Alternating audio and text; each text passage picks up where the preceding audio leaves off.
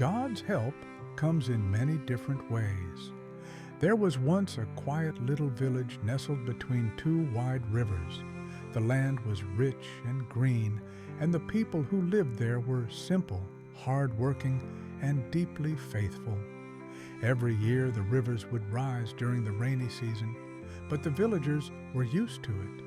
The water would swell, spill a little into the fields, and then gently return to its banks. But one year was different. The rain did not stop. For days and nights, heavy clouds covered the sky.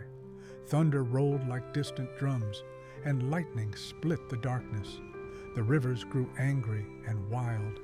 What began as a steady rise soon became a terrifying flood. Water rushed through the fields, into the streets, and began swallowing homes one by one. The village leaders went door to door, urging everyone to evacuate to higher ground. "Leave now," they cried. "This flood is unlike any we've seen before." Most families packed what they could carry and hurried away.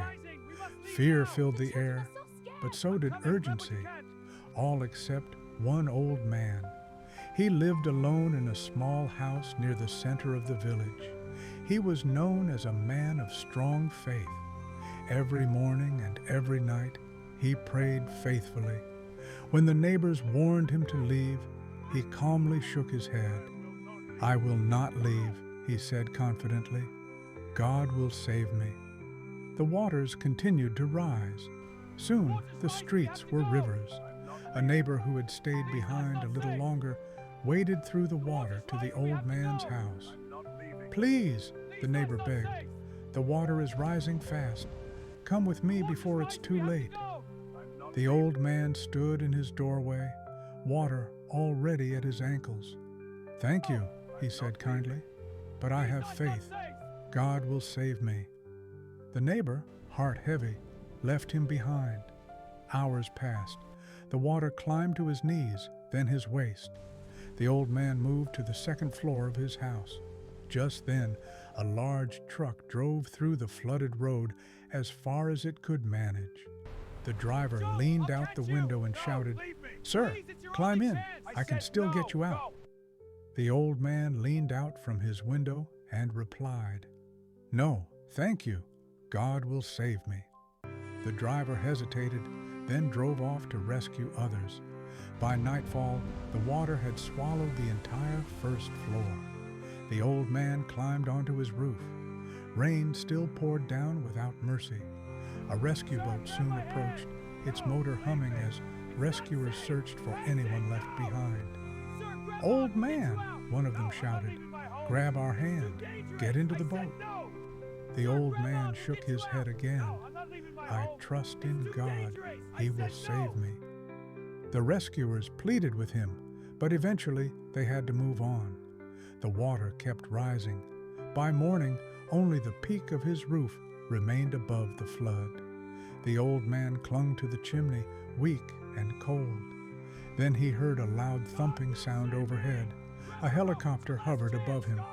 A rescuer lowered a rope and called out through a megaphone, "Sir, tie the rope around yourself.